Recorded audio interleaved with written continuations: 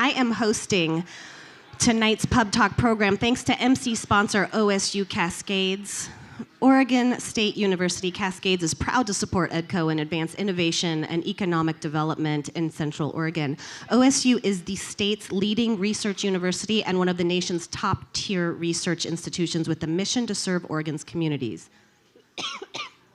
OSU Cascades extends this research excellence in Central Oregon, growing a community of researchers at the Cascades campus, engaging undergraduate and graduate students in championing tomorrow's innovators and problem solvers. Visit osukascades.edu to sign up for their community newsletter and learn about research underway in the Central Oregon community, the Future Campus Innovation District, and more. Central Oregon Pub Talk would not be possible without the support of our generous title sponsors. Up first, Jordan Smith with Velox Systems. Take your time. Take your time. Oh my God, I'm choking. 1 second. Oh, there we go. Hey, that's hot. Hey guys, welcome to Pub Talk here at the Open Space. This is cool, right? The venue. We can all see each other. We can all hear each other. Most of us have a place to sit. This is great. So awesome job to the EDCO team. Thank you guys so much. We love Pub Talks every month. And I'm thrilled to sponsor it every month. My name's Jordan Smith, Velox Systems. So we do managed IT services and security. So we get to become the IT department for our clients, which is super fun. We see a lot. So we manage like thousands of computers. And one of the things that we've gotten really good at is our cybersecurity stack. And so that's like the antivirus and the edge security and all the other things. I have a great security team that has built this. And anyway, one of the things that we've recently started doing is taking that cybersecurity piece that our team uses to kind of shield our clients from threats and attacks and leverage that out to other IT teams in like larger organizations, hospitals, banks, that sort of thing. So that's a product that we offer if you guys are in the room and you're like, gosh, our IT team is great, but I wonder what their cybersecurity looks like. That might be a great conversation to have with us. So find one of us around here or go to my website and schedule a time with me to talk about that. With that, I will hand over, did I use enough time? Cool. I'll hand over the mic back to the next sponsor. Thanks, Jordan. When you said 1,000 computers, I pictured them all in the same room and I got a little sweaty. It's overwhelming to think about that. All right, next up, Kurt Barker from Best and Krieger. Kurt, so glad you're back, Kurt. owe everyone an apology. I missed last month, and now that I'm back, you're probably going to wish I stayed in Mexico. I'm going to nerd out on you tonight. But before something fun, good. Thank you for the email address, Matt. We would like to send one of you to Deschutes Brewery, our client, $100 gift certificate. You just need to be the first person to email me. How about this? Tension building. The name of any estate planning attorney at my firm. And anyone. Just email me one, whoever's first gets the card. Before I nerd out too, speaking of our estate planning team, would you like to meet one of them? Frank Groundwater, where are you? Thank you. Frank, we joined forces. We somehow convinced Frank to join us. Thank you for standing. Frank is an icon in our community. I think besides being a sought-after estate planner, he's really a citizen of Bend. I don't know if you knew him from his service on Bend Film for like 8 years, 7 years. He gives back. I strongly encourage you. I don't do estate plans. Go to Frank. While I look for a winner, I'll do my nerd out thing. As an employment attorney who's obsessed with stopping employee troubles for our clients, I just wanted to point out that our governor just signed Senate Bill 1515A. So if any of you know a business with more than 25 employees in Oregon, their OFLA leave policies need to be gutted and stuffed. They radically changed our leave laws again. So there you go. There's your takeaway from Pub Talk tonight. Rob Little, Aaron McDonald is the head of our estate planning department. I am thrilled. Thank you. Have a great time. Kurt, so good to have you back. Thanks for being here. All right, up next, David Roselle, president of Roselle Wealth Management. David, that is not a OSHA-approved staircase, but you did it. Good afternoon, everybody. I apologize in advance. It's normally Emma up here. Anyone know where Emma is right now? Somewhere great. She's in Havana, Cuba with her husband dancing tango, so cool. She says hello. So I'm taking her spot today. My name is David Roselle. I'm founder and president of Roselle Wealth Management, and for almost 25 years, we've been helping successful business owners and retirees plan their financial futures. And you might be looking at these arbitrary numbers up there. 71. A recent statistic came out that shows that 71% of business owners in our country are contemplating selling their business in the next 5 years. That blew my mind. And interestingly, only 6% of business owners plan the sale of their business 2 or more years in advance. And because of this, they're leaving so much opportunity on the table. Because when they don't plan in advance, guess who becomes their number one beneficiary? Anyone? Good old Uncle Sam. And so we have a process called the 6% Advantage, which helps business owners make sure that they're not only just deferring taxes, but they're actually mitigating income taxes, capital gains taxes, and eventually estate planning taxes.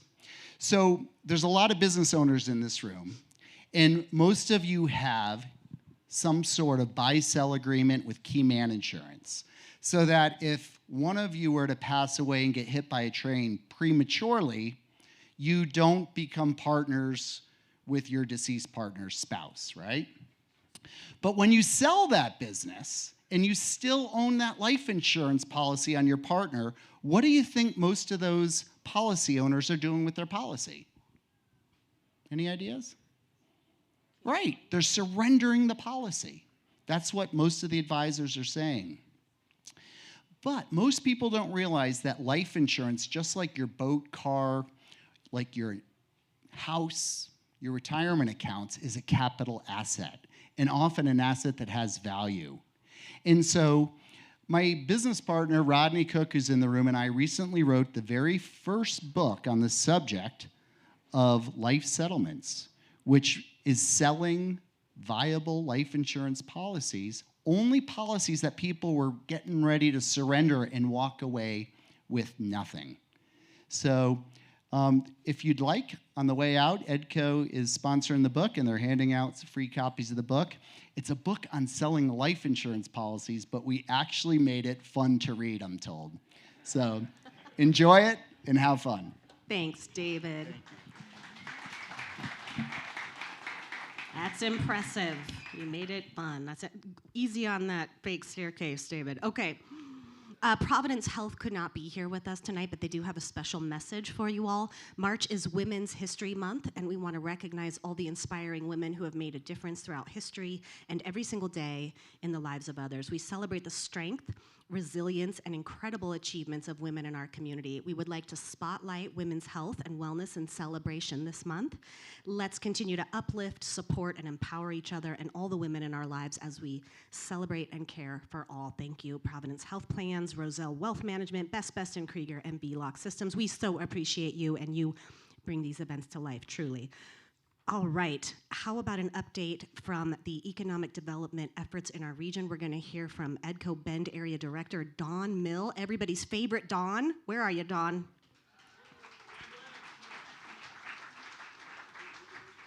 We're ready for you, Dawn. He's chatting with Paul Evers, you know, I mean, here you go. That's what happens when you stand next to Paul Evers. I threatened to switch scripts. He didn't take it. So my name is Don Mill. I'm the EDCO Bend Area Director. And if you're here to hear the John Stark howl, you're going to have to come to the next PubTalk. So welcome to spring. It's just, we're kind of used to having all 4 seasons on a single day, which is another endearing quality of living here, but the sun's been great.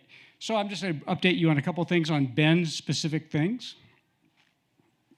If you've lived in Bend for a while, you've lived through a few iterations of the vision for Juniper Ridge. That's the 500 acres on the north side of town where we have companies like Les Schwab, Sutera. We have some companies in development there.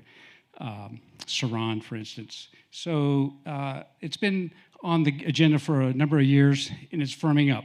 No, really, this time it is, I promise. So to ease the constraint of the land supply for future business growth in Bend, the city is near completion of an RFP process whereby they've invited developers to offer a plan and a purchase price for about 100 acres for job-creating properties for local and new businesses. So that's a real solid process, and the city's wrapping that up. These proposals will place the responsibility of developing the land, including infrastructure, roads, sewer, water, power, on the backs of private developers. So this will be great news for our economy as we continue to diversify and strengthen it. So commercial space. On the other side of that, the current commercial space world has changed quite a bit in Bend. A year ago, if you went on LoopNet or tried to find a property in the 2 to 20,000 feet, you'd struggle. It wouldn't be much there. But pretty much zero inventory, but that's changed. We now will have approximately 10 to 20 properties, almost 200,000 square feet available. So that's great for our growing businesses. Don't forget about May 9th in the Made in Bend tour. This year it's a different event. It's kind of unique. We're going to have a green tour, as I'm calling it, whereby we're going to visit 4 companies in the Empire area off 18th Street and just wander around these 4 companies and visit and see what and how they build their product in Bend. The companies we're going to have perform is Hum Kombucha, Brian's Cabinets, No Bake Cookie Company, and Crux Fermentation. I'm still a little bitter that he wouldn't switch scripts. Also, I want to give a little shout out to the new City of Bend business advocate. His name is Cyrus Mooney. Cyrus is a great resource for all of you as you need things from the city. He's great, and he just published the Business Advocate newsletter, which I think published yesterday. Great source of data. Check it out. And finally, we're in the Central Business District, so we should talk about it. It's a good time to think about what's happening at the Catalyst, where the Dogwood Bar is going to house itself inside the old pine shed that moved from near the it's not going to be Smoke-and-Moto, so near the box factory. So Bend Central District is taking shape. Thank you, and have a good time. Thanks, Dawn. Everybody's favorite Dawn with a great update. Thank you, Dawn. It's time to, I want to say for all of you standing up against the side, if you want a seat, there's plenty of seats. So please don't feel shy, come on down and take a seat. I'd love to have you closer. It is time to give a big shout out to all of our new EDCO members, Amerisource, Group Mojo, Harrison Chiropractic Supply, Innova Dev, Just by Design, Lava Shark, SDHR Partners, The Essential Group, and VDEX. Your membership and support helps us create more business opportunities for local companies and more jobs for the growing number of people who want to work and live in Central Oregon. EDCO employs local directors in Bend, Redmond, Sisters, Madras, Prineville, and Sun River La Pine to be on the ground daily recruiting, collaborating, advising, and connecting businesses. So joining EDCO as a member is an investment in creating a sustainable economy for generations to come. There are QR codes all over the place. They're on the tables and on the screen, where you can easily sign up to become a member or reach out to Team EDCO just to learn more. Moving on to tonight's presentation, brought to you by Umpqua Bank. Umpqua Bank is a proud sponsor of the EDCO's PubTalk series. At Umpqua Bank, local bankers proudly serve our community by providing the expertise to help build and maintain meaningful relationships. Umpqua Bank, together for better. And Sensiba San Filippo. Learn about Sensiba's innovative sustainability initiatives led by a dedicated team that aim to foster resilience and growth in a rapidly changing world at www.sensiba.com. Please welcome to the stage Barb Myers and Paul Evers to give an update on Cultivate Bend. Cultivate Bend is dedicated to fostering connection, collaboration, and sustainable practices within the natural products, consumer packaged goods sector. It's a pleasure to have them with us tonight, so help me welcome Barb and Paul to the stage.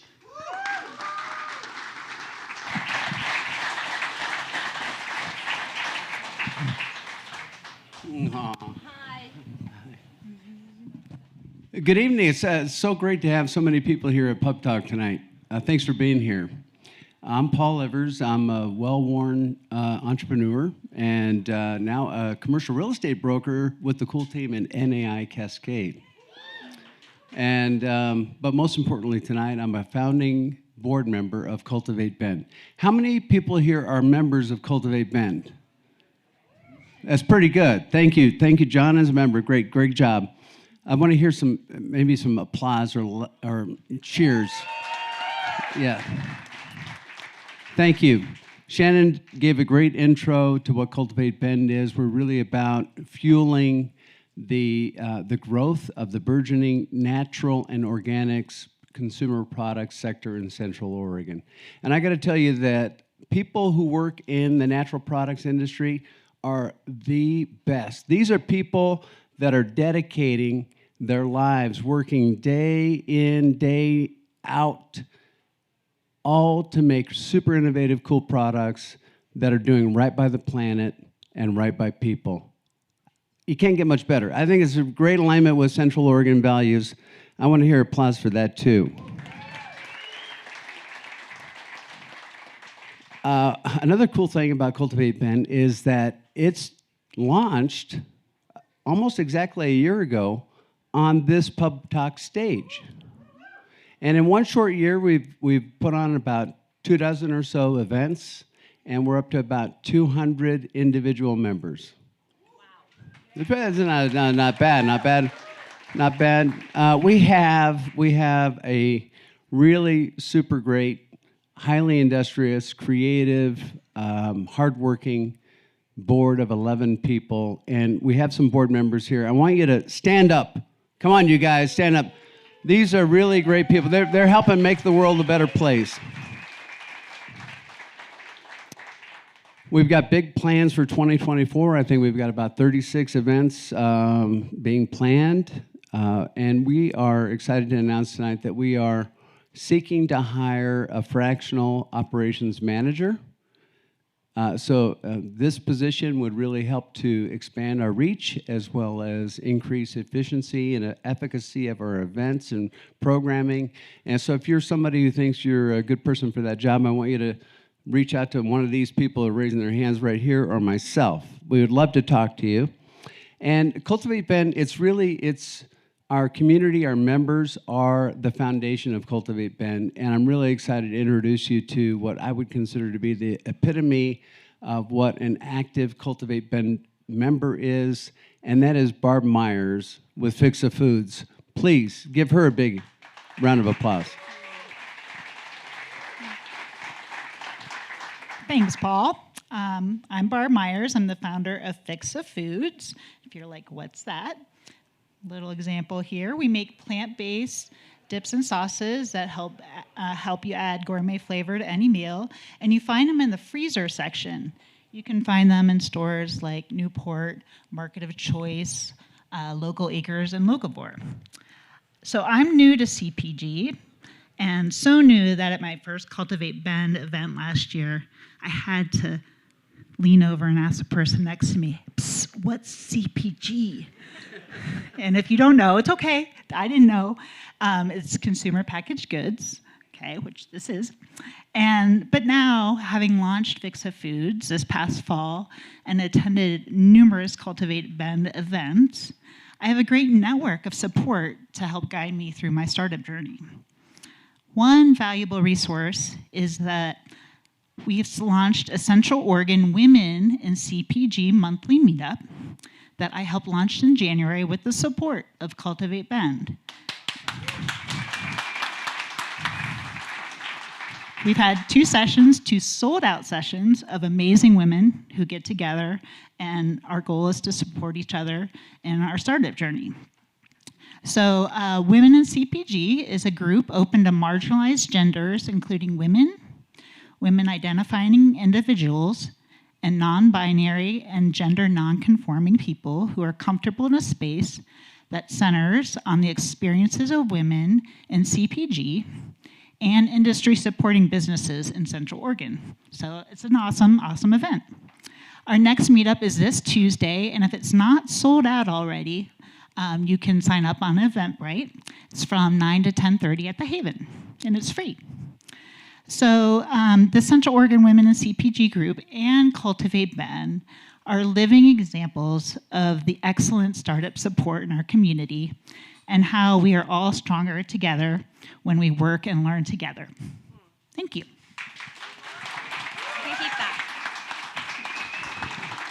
Okay, this is a fabulous update, and you have accomplished so much in a year. Paul, I want to know what has been like the biggest surprise or the thing that's been most exciting for you over the last year getting all this going. Well, it's the whole team that's getting it going, but what is really impressive is the community. It's got its own energy. It's like a generator. And one of our biggest events that we host every month is a happy hour at Crux. And the energy that's derived from that is really, really super impressive. So that's been one of the things that's really been touching, is just how much the community is engaged and how much they want to meet with each other and get to know each other. I mean, is there anything better than like having a really good idea and then getting confirmation that it was actually a really good idea to do this thing? Well, yeah, I guess it's validation that there really is a need, and Yeah. it's a great space. And there's not one person in this community that is somebody you wouldn't want to hang out with. No jerks allowed. I got you, Paul. Any questions for Paul? Anybody have a question for Paul or a question for Barb? Okay, I have a question for Barb. So did you join Cultivate and then you launched? So were you thinking of launching, Yeah. or did you? Yes, I was going through different prototypes of my business, testing things out, and I was like, I really need some guidance in a community, so I joined Cultivate Ben, so that was a year ago, and then I launched my product in the fall. Well, I love that you're like, you didn't know what CPG was, because it Yeah. does kind of sound different than what, it's like, no, it's like dips and soaps and beverages and things, but it sounds kind of computery, doesn't it? Yeah, it sounds a little dry. Well, and so you've really appreciated all the support. Do you feel like you've made a lot of friends and you have a good network around you now? Oh, definitely. All the workshops that they have, the educational series, and even just the happy hours are great to meet people and expand the network that way. Yeah, and always such good energy. Well, I'm super excited for you guys and for the community to have this happening. So thanks for being here. Mm-hmm. I can't wait to see what happens in the next year. And also go buy Barb's Dips at Locavore. Yeah. Uh-huh. Market of choice, Newport, local acres. Mm-hmm. Thanks, you guys. How about another round of applause for Paul and Barb? Hey, you owe me dinner. I owe you dinner. Yeah, Paul and I are neighbors. How fun is that? Thanks, Paul and Barb. So good to have you guys here. Next up, we are thrilled to invite to PubTalk stage Affton, Coffelt, founder and CEO of Broken Top Brands. Affton has spent the past 7 years managing a rapidly growing product-based company with a focus on sales, marketing, and product development packaging designs. Her efforts have earned her several accolades: the 2019 Ben Chamber Entrepreneur of the Year Award, the 2020 U.S. Bank and Cascade Business News Accomplish Under 40 Award, and the title of Cascade Business News' fastest growing company in Central Oregon in 2021. Coffelt's unwavering enthusiasm for business and deep industry knowledge have propelled the brand into national retailers such as Whole Foods, Barnes & Noble, and Anthropologie. Welcome, Affton. Where are you?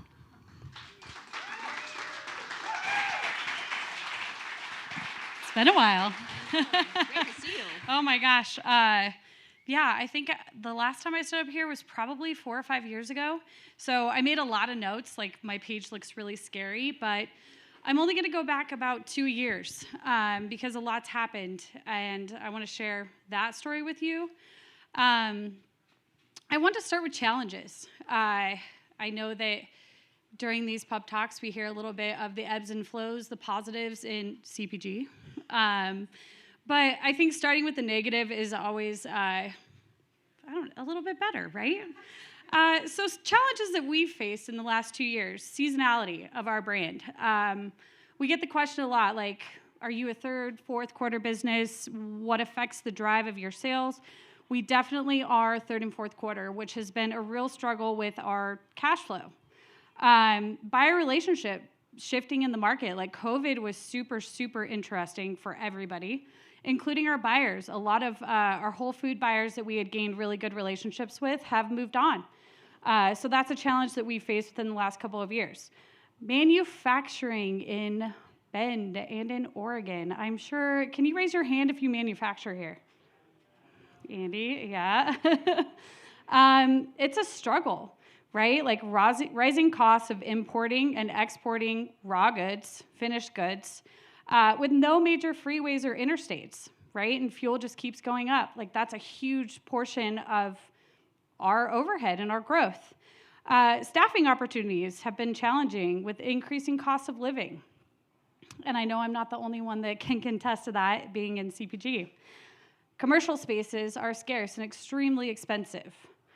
But yeah, I think that kind of gives you a little bit of a glimpse of the challenges that we face post-COVID and even during COVID.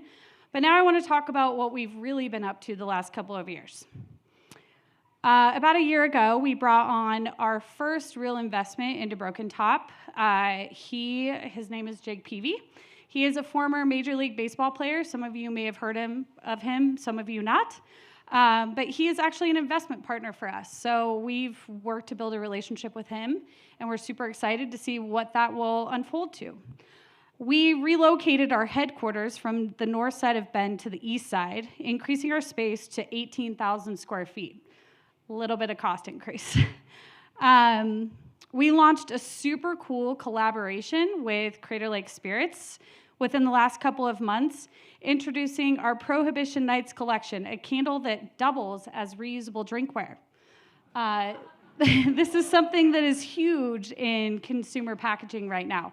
Sustainability, reusability.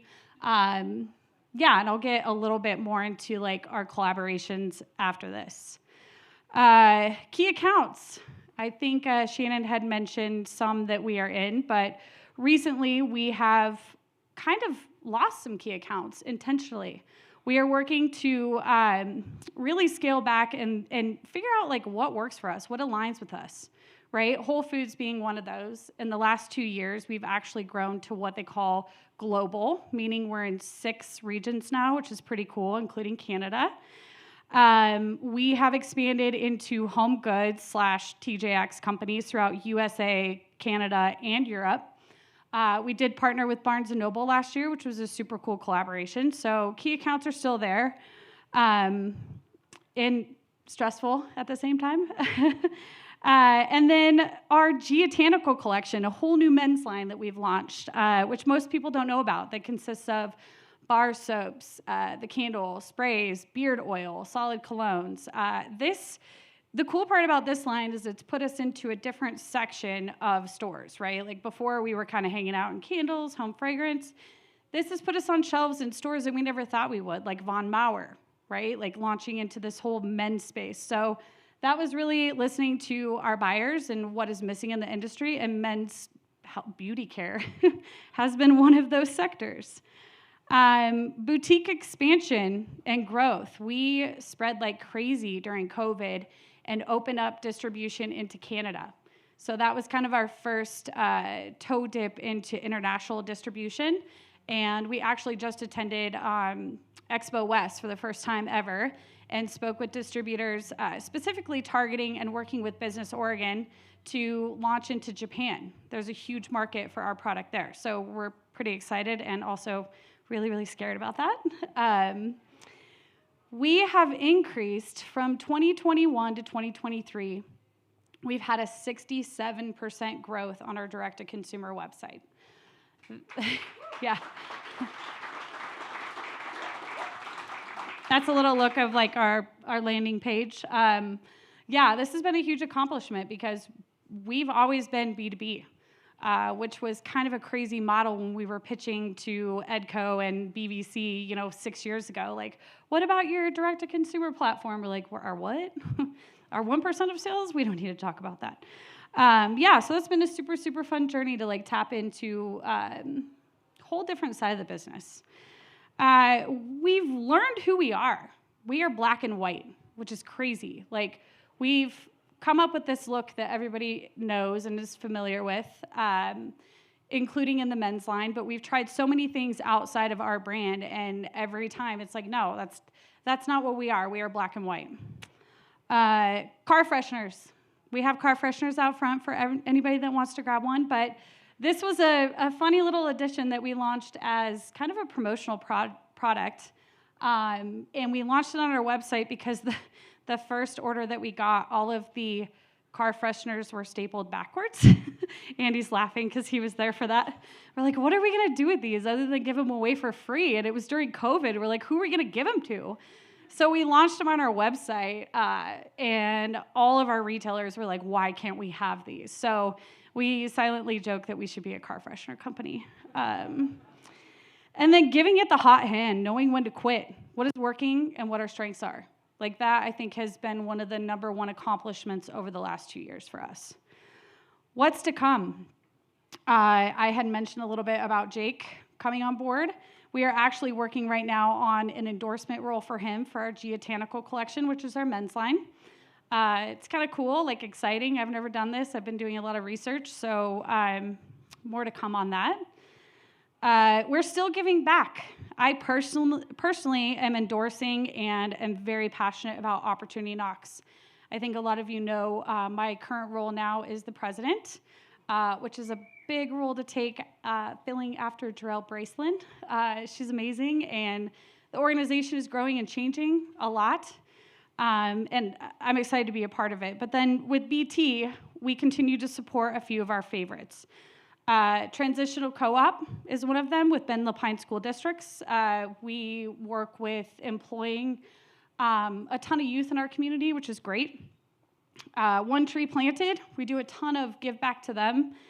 And then internships, Think Wild, and that's just to name a few.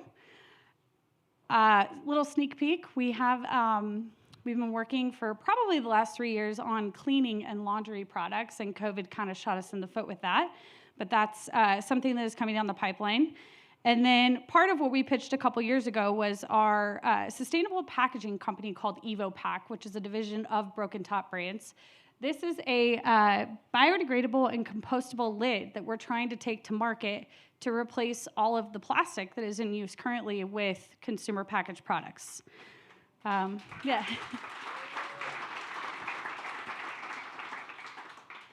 Yeah, it's been a lot of work, and actually, I didn't really think I had an ask, but if somebody knows of a manufacturer in the U.S. that could help us with this project, please reach out to me because we keep hitting walls. And then refill options. It's super popular, again, like focusing more on sustainability and reusable products. Most of our products come in glass, and being able to offer reusable lotions, soaps, refill packages, that's something that we're looking deeper into. And then more collaborations. I think that's kind of the trend right now in CPG, like working with other companies that are similar to size, with same mission, same brands, same ethics. So yeah, it's going to be exciting to see what we roll out.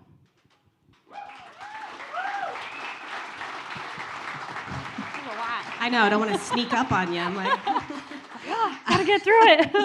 love the back stairs, Matt. Really tricky. Okay, I want everyone to clap for you again because they're just so proud, so impressed. And it has been a minute since we've been on stage together. It feels like it was just very recently, but I'm sure for you, you feel like every single week that has passed by because you have really accomplished quite a lot. Yeah, I think, again, looking back, I think the last time I actually did a company update, it was 4 or 5 years ago. Yeah, because I think we were at McMenamins, right? Oh, yeah. And then I moderated a panel at BBC. Mm-hmm. But yeah, it's been a hot second. Yeah, and you've been busy the whole time. I know. So are you currently hiring? Am I why, you want to come to work for me? Well, I just... Do you want to endorse the botanical collection? Absolutely, yes. Then yes, 100%. We don't pay at all, but cool. you can come to work for us. That feels right. That feels right. I'm rich in community, so it's all good. Okay, so you're kind of hiring, you're kind of not hiring, but then I want to talk about the caps. Whose brainchild is this, and tell me more about it. What is it made out of? Well, that's the part that's been tricky. So we've actually vetted probably 3 different manufacturers in the U.S., and the goal is to take this not just for our brand, which could suffice, right? Like that could be a product that we're like, okay, this is just something we're going to do for BT, but the real goal behind it is that we want a replacement in the industry. There's recyclable plastic, there's recycled plastic, and there's metal. And the problem with the metal lids in the marketplace is most of them are food grade, which a lot of you use in CPG, but they have linings on the inside that make them non-recyclable. Right. So for me, I'm like, okay, we could go to toppers, but what is the real solution here? And really, it boils down to price point too. If we're gonna take this to market to our distributors, it has to be within a price point that is competitive to replace what's in the industry. So we've worked a lot with trying to focus on US manufacturers, and it's just hitting a wall, right? Like quadruple what even our current cost is on a lid that actually is recyclable plastic. So for me, like even when Andy was on board, the whole goal was like, this needs to be a solution, not just a Band-Aid or not just something that gets looked over. We are talking to a company in China right now that can meet our price points that will make us competitive. But ultimately, even if that's the launch pad, like we would like to move and keep manufacturing in the US like we are. Yeah. Yeah. Okay, so I have absolutely no doubt you're going to do that. It's just Do you know somebody? I'm going to think If you do, about you're it. hired. I feel like I do. I feel like I must. I need to just go look at my LinkedIn real quick. Yeah. Okay. Okay. Any questions for for It's a hard one. I'm like getting excited. Yes. She has 2 questions. Have you gone out to like Washington State University, Oregon State University to see if any of their development research teams are Great question. developing anything along? So let me give her this question, then we'll hit your second one. So have you talked to any of the universities that have research teams that are developing products like this to see if they might be able to create the lid for you? Well, the thing is, like, the material doesn't really matter what we're using it for, right? Like, we just know we have standards. We want compostability, and if we have the option, it's going to be backyard compostable versus industrial. Like, that's our goal. So the material for our application and the market that we're trying to go to, it's not super specific. It's a matter of finding a manufacturer, because there are, food distributor companies that are making clamshells and things like that. Like, that's the material that we want. The problem is it needs to be injection molded so that it has the twist. And that's where we keep running into hurdles, is manufacturers that can actually do the design that we're looking for, not the fabrication or not the material composition, if you will. So I need to figure out how to take the hair that my dogs are shedding, injection mold it into something composite. Yes, Make it twist. It needs to twist. Yeah. This kind of tracks with the second question, because a lot of businesses now are starting to take water out of things, so they don't have to have Yes. big plastic containers. Example is what is it? Everest. Size sort of Yep. laundry soap. Yeah, there's a lot of cleaning products and. Have you explored working with bar shampoo? Okay, so she has this is a great question. She says a lot of companies are starting to take the water out of products, which minimizes your packaging, and she's wondering if you've looked at laundry detergent sheets or shampoo bars or like metal tubes of toothpaste concentrate or shampoo concentrate, etc. Yeah, we're always looking at product development, right? Like, and sustainability to us means a lot, but unfortunately, like, our demographic doesn't, where we sell, we didn't start in that space, right? Like, we started in home fragrance. So anytime we launch something, specifically on the personal care, I kind of cringe a little bit because I'm like, do I really want to go further down that road? So we've talked about it, but really, like, our bread and butter is still candle manufacturing. And there's a ton of new trends right now in, like, how can you reuse, reduce? And if you go to Whole Foods, you'll see a glass vessel being sold with a paper cup that has a candle pop out that can insert. And honestly, that scares the shit out of me because it's a liability, right? Like, it takes one person to light that cup on fire, and then I'm out of business. So I have been working, I know a ton of really big candle manufacturers in this industry, and it's a buzz thing. Like, what can we do to make home fragrance? Like, that's still our sweet spot, like home fragrance. How can we make it different? And part of EvoPack and launching that is something different, right? Like, It's different than a topper that's recyclable. It still has the aesthetic appeal because that is our customer. Our customer still wants something beautiful in their home. So how can we have the best of both worlds? We've thought about shampoo bars.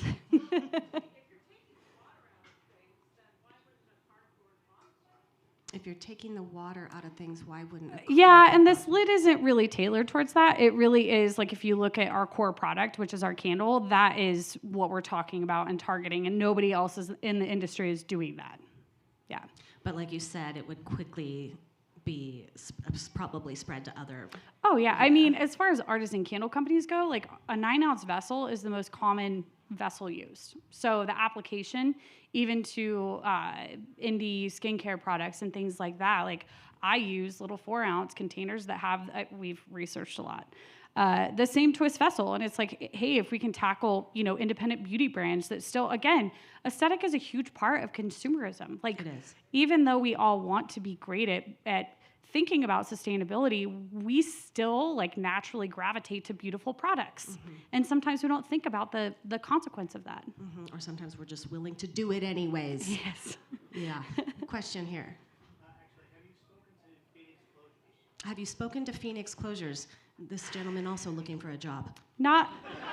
We've talked to quite a few of our current distributors for the product. Yeah, and it's been interesting because I think with any brand, like actually with EvoPack, we pitched it. Andy helped me pitch it a couple years ago at BBC, and I think it was just really scrambled and not really put together. But the idea behind this concept is we need to be first to market.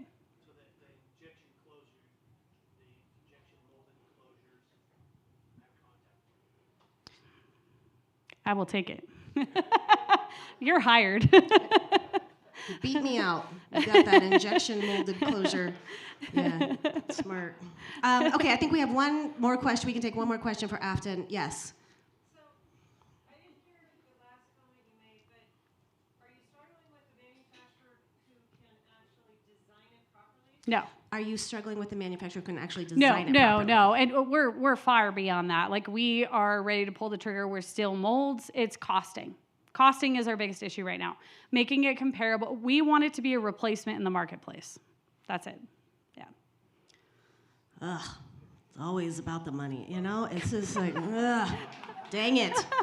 In a world, I don't know. I didn't know so many people wanted to know about lids. I know, they're really into it. Well, we're all like collecting a bag of lids. Like, what am I gonna do with these? Hey, if you bring them, we'll reuse them. I don't know how, but we'll figure it out. Well, and then there's this company that there's a few people have dropped, like Angelina Organic Skincare, Rome Skincare, and Sisters. There's like a drop box, and you can bring your but you have to like wash your mascara tubes, and I'm like, totally, Yeah. So it's not quite there yet, but they take these products and make them into park benches and things. So Yeah. we're trying, we want to do it. Just recycle. Yeah. If you buy our product, just recycle, please. Yeah. It's Yeah. all recyclable. Well, I'm seriously so proud of you, and I just can't wait for the next update. So I'll see you in the office on Monday, huh? Deal. Social media, right? Yeah. Oh, boy. Thanks, Affton. Yeah, keep it going for Affton Coffelt. She's amazing. I get chills every time that woman's on stage. Okay, it is starting to feel like summer up in here, is it not? Like, I went out today with shoes and no socks on. Anybody else? It feels like a big deal. That means concert season is right around the corner. Hayden Homes Amphitheater is ready for us, just about. So Edco's happy to partner with Live Nation tonight. We're going to give away 2 tickets to an evening with the Abbott Brothers on July 14th. Are you guys excited about this? You all got a raffle ticket, so pull them out, whip them out. We're gonna pick the winner. Who wants to win? Ugh, I hope you win. I hope you win. Okay, here we go. Are you ready? The winner it's a red ticket. It's 487-0001. The first person? 0001. Woohoo! Come on down. I'm going to give you this one. And then you just head on over to the check-in desk, and they'll give you your tickets. Have so much fun. Love the Abbott Brothers. I'll see you there. Remember to bring your refillable water bottle. Okay. Congratulations. So tonight's next company pitch is sponsored by COCC. Central Oregon Community College is a proud sponsor of PubTalk. Did you know that COCC is expanding the Madras campus? Next month, the college will break ground on a 24,000 square foot facility on land generously donated by the Bean Foundation. The new building will host nursing, medical assisting, nursing assistant, and early childhood education programs, ensuring Jefferson County residents can complete their degrees closer to home. The expansion will also include a 100-spot childcare facility for Jefferson County families. 3 cheers for that. Operated by the Children's Learning Center. Come to the COCC Madras Campus Expansion Open House on April 4th at 4 p.m. to celebrate how COCC is investing in careers, community, and care for Jefferson County. And you can visit cocc.edu/growing together to learn more. Next up, we're going to hear from Ben Brewer, founder of Fourth Distilled Goods. Ben Brewer is a Bend native and local entrepreneur. He went to Bend Senior High and went on to graduate with a BS in chemistry from Oregon State University. He moved back to Bend in 2012, started his career working in alternative energy sector with a focus in hydrogen technology development for 10 years prior to starting Fourth Distilled Goods. Welcome, Ben.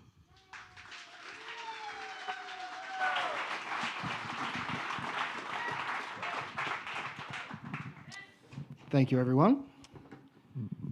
Fourth, as in Go Forth, is an upstart spirits company offering unique range of ready-for-anything canned cocktails. Our vision is quality spirits that move the good in people. We strive to create delicious, approachable, ready-to-drink cocktails that enhance life's movable moments. Why Fourth? The market is saturated with vodka sodas, artificial ingredients, and craft cocktails that are either too strong or too sweet. I wanted to enjoy a fresh-tasting cocktail made with real ingredients at a responsible ABV that I could enjoy straight from the can. Not satisfied with what was available, Fourth was born, creating a category-defining approach to produce award-winning canned cocktails. For those of you who don't know me, my name is Ben Brewer. I'm the owner and founder of Fourth Distilled Goods. This is a photo of me willing my entrepreneurial venture into the world. Being born and raised here in Bend, I got to witness the amazing growth and community around craft beverage, which has been very inspiring in my life. I studied chemistry at Oregon State before returning back to Bend and embarking on my first career with an alternative energy startup called Element One, where I developed hydrogen technology and solutions for businesses around the world. Along the way, I picked up a passion for adventure, new experiences, and opportunities while developing a deep relationship with problem-solving and perseverance, which has provided me a unique and diverse set of skills to create Fourth.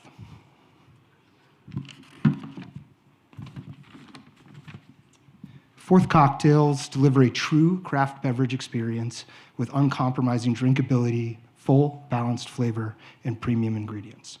The key differentiating features for Fourth cocktails are premium distinct distilled spirits. This is shown through our use of whiskey, rum, and gin throughout our portfolio. We use all natural ingredients, and our cocktails are built on a wellness-conscious foundation.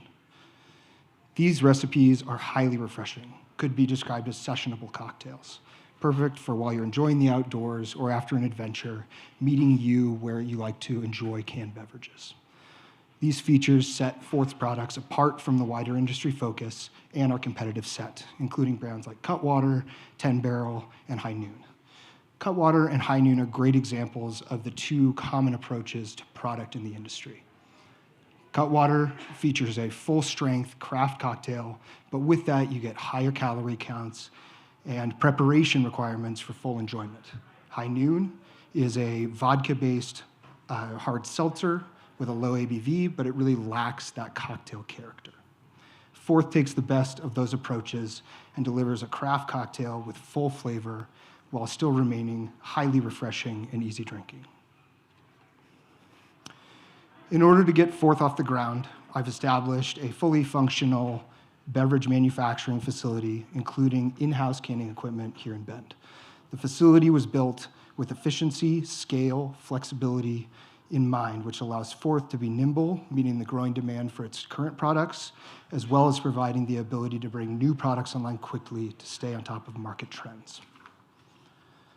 Fourth products are defined as a spirit-based, ready-to-drink cocktail, which sits within the greater explosive category of canned beverage alcohol. This segment, or our segment in particular, has a market size of last year at $942 million with a compound average growth rate of 14.5% projected through 2030, putting a revenue forecast at $2.43 billion. Spirit-based beverages sit uniquely in a place to capture the wave of consumers reaching for beer alternatives.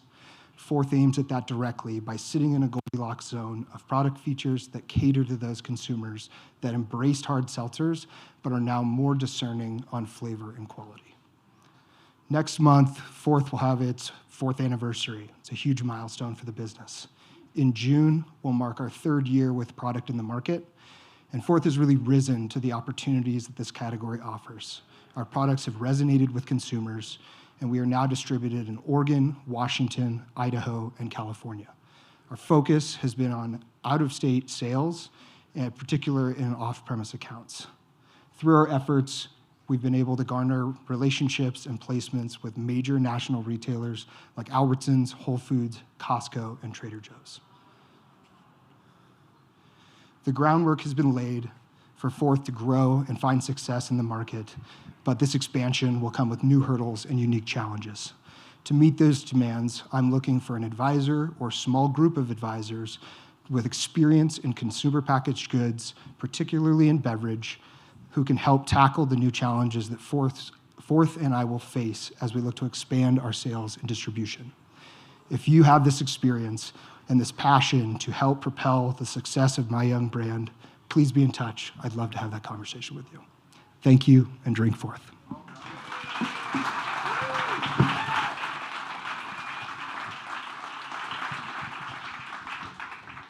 Nicely done. Thank you. Is this the first time you've pitched like this? Like this, yes. And I have a severe lack of sleep right now because we just did a monumental effort to get our first order out to Costco earlier this week. Amazing. So How about a we're round in of it, people. applause for that? That's great. Well, I have to say, this is all very impressive. I love the packaging. I love the look of the product. I love how thoughtful you've been about the formulations. And I wonder if you can tell us what some of the feedback has been around people who are like really big fans of the product. We have some pretty rabid customers, and I say that with the utmost care and love for who they are. The first time we went to the Northwest Crossing Farmers Market was the first time we sold product. I think we brought maybe 20 cases, and we said, wow, this is going to be a really good day if we sell 20 cases.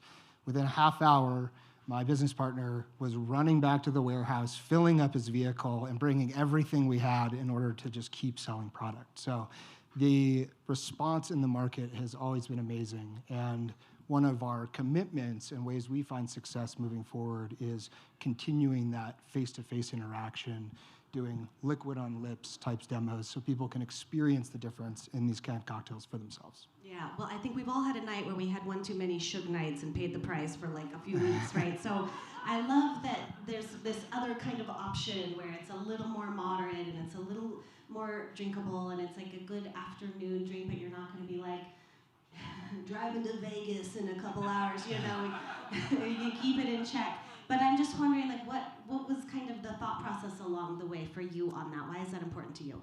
Yeah, when I started Fourth, I saw a lot of exciting things about the category, but the thing that wasn't very exciting was the product. Other things that were available at the time, like I was mentioning before, they're really strong, really sweet, not what you want to drink like you would drink other canned beverages. So one of the kind of secret tests of our new recipes is you should be able to grab a Fourth can warm and enjoy it.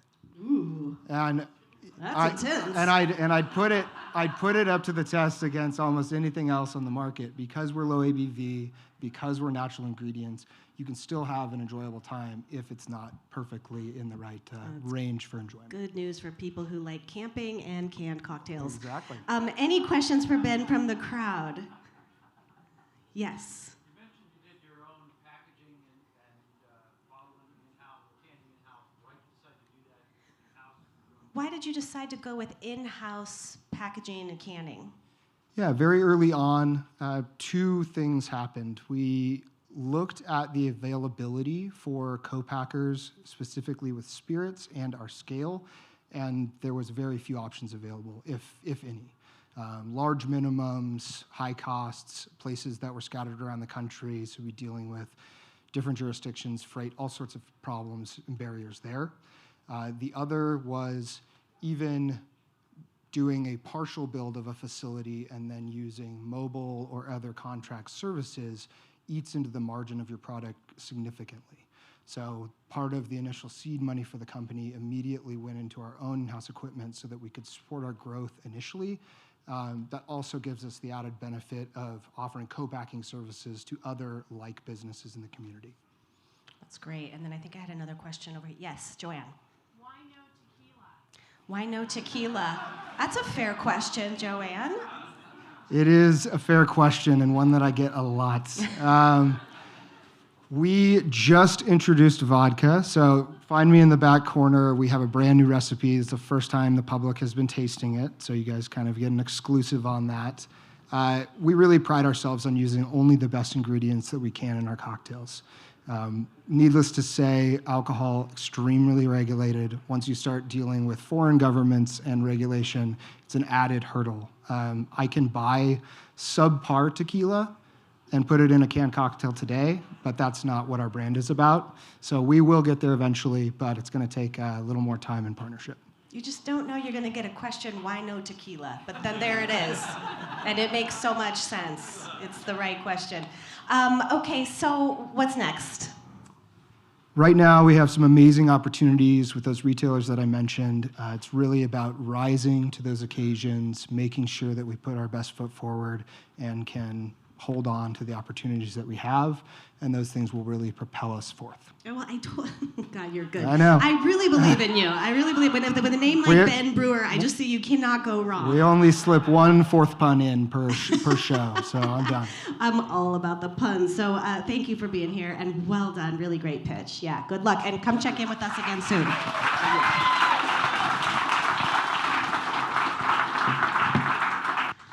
Well done, Ben. Okay, next pitch presentation sponsored by TDS, a proud supporter of EDCO and PubTalk events and values being a part of the Central Oregon business community. TDS offers high-speed internet, phone, and TV, providing connectivity and integrating all your favorite streaming video services for both home and business.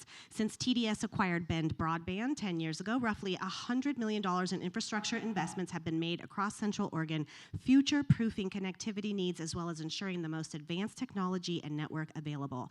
Our fiber optic network continues to expand through new business projects and residential construction to keep up with our rapidly growing community and its technology demands.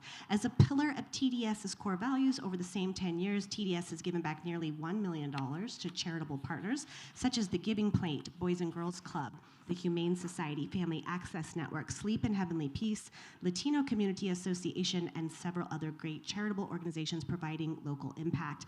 Please go to hellotds.com for further details, and BBSI, serving Central Oregon businesses for over 20 years. BBSI, Barrett Business Services, prides itself on fostering strategic partnerships with its clients, acting as an extension of their internal HR departments. By gaining an in-depth understanding of clients' businesses, cultures, and objectives, BBSI provides proactive guidance and support to help drive organizational success, reduce costs, and grow revenue for businesses of all sizes.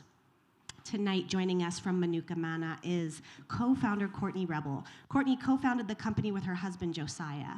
Prior to Manuka Mana, Courtney served as a director and consultant for private country clubs, spearheading transformative renovations of fitness centers, spas, and aquatic facilities nationwide. However, a pivotal moment occurred in 2016 when Josiah experienced a mini stroke, prompting Courtney to embark on a new mission, healing his brain and sharing the benefits of mushroom supplements with the world. Together, the two co-founders are committed to revolutionizing health through their obsession with mushrooms and their unwavering dedication to crafting the most effective mushroom supplements. Welcome to the PubTalk stage, Courtney.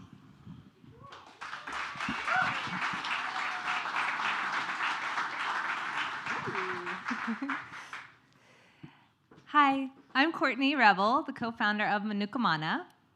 And I just want to take a quick thank you to EDCO for hosting this presentation, to Brian for his help putting together this pitch, and for all of you for taking the time tonight to come hear small businesses in Bend. I hope you learned something new in my presentation. So Manuka Mana. Manuka Mana is a blend of the hive, wild Manuka honey from New Zealand, and the fungi, wild harvested functional mushrooms grown in the Pacific Northwest. We synergize those two ingredients to create real food supplements that target brain health, immunity, energy, and digestion. Our best-selling products are our slide. There we go. Our best-selling products are Lion's Mane Think Tincture and our Royal Boost Honey Blend. Both of those products contain lion's mane mushroom for brain health. So my background is I spent over a decade in the wellness industry transforming fitness centers and spas for private country clubs. And my husband, Josiah, is our alchemist and co-founder of Manuka Mana, and our two kids, Koa and Liliana, are our most brutal, honest taste testers. So Manuka Mana's story begins in 2015.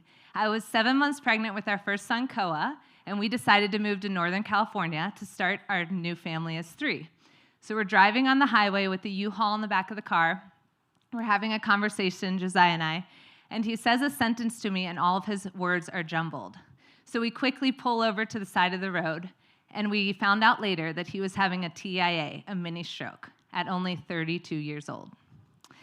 So over the course of the next several months, we went to many specialists and neurologists to figure out why, at only 32 years old, he was having this mini stroke. It ends up it was from concussions he had had as a teenager, mountain biking and surfing. There was damage to the brain. They advised us that he should take a baby aspirin every day to thin the blood, but told us that there was virtually nothing we could do to heal his brain. At this time, Josiah was a chef, and I was immersed in the wellness industry. We were really into wellness and supplementation naturally. So we left that last meeting, and we said, we can't take that as an answer. We need to go on a search to find what you can take every day to heal the brain. So we went on a personal journey of reading research, scoring the internet, finding what we could find that actually has been shown with research to heal the brain. What we found was lion's mane mushroom. Not only is it impressive because of what it does, but it's impressive because of the vast amount of research. There's over 1,000 published studies from the National Institute of Health alone on the benefits of lion's mane mushroom. Specifically, what it does biologically is it increases the production of NGF, neural growth factor, in your body, which promotes new brain cells to be formed. It also increases BDNF, which is brain-derived neurotropic factor, to repair the brain cells and repair your myelin sheath. As we age, or if you ever do hit your head, have a concussion, have whiplash, that myelin sheath can get degraded. What happens when that happens is there can be misfiring of the neurons, and oftentimes it can result in a mini stroke. So the myelin sheath repair is a very important aspect of this. So once we discovered lion's mane is what he needed to take, our next mission was to find what supplement would be the best lion's mane supplement for him. Now, let me ask the crowd, how many of you have purchased a lion's mane supplement in general? Mushroom supplement, maybe researched it? Okay, so there's several out there. So you guys might know how many options are on the internet. This is a huge industry. The functional mushroom industry is a $31.7 billion industry. It's expected to double by 2030. So there are a ton of mushroom supplements out there. The unfortunate part is there's a lot that you shouldn't take. There's a lot of mushroom supplements that are not processed in a way that's bioavailable and actually can cause harm to the digestive system. So we came up with 3 questions that we were going to ask every single supplement that we looked at, and it's 3 questions that you all should keep in mind if you ever want to purchase a mushroom supplement. Number 1, what is the source? Where is this mushroom coming from? Is it coming from the wild, or is it coming from a lab? If it's grown in a lab, is it organic? Is it grown on organic substrate, or is it conventional? So also, is it grown in the USA, or is it grown overseas? 75% of all mushrooms come from China. So for us, we wanted a USA-grown mushroom, preferably wild-grown, so it would be grown as close to its natural source as possible. Is it a fruiting body? So what you see, the mushroom itself, this is the fruiting body of the mushroom. What grows underground or in a substrate is called the mycelium.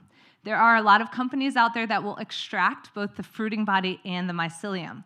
The unfortunate part of that is at this point, there's no way to separate the mycelium from that substrate.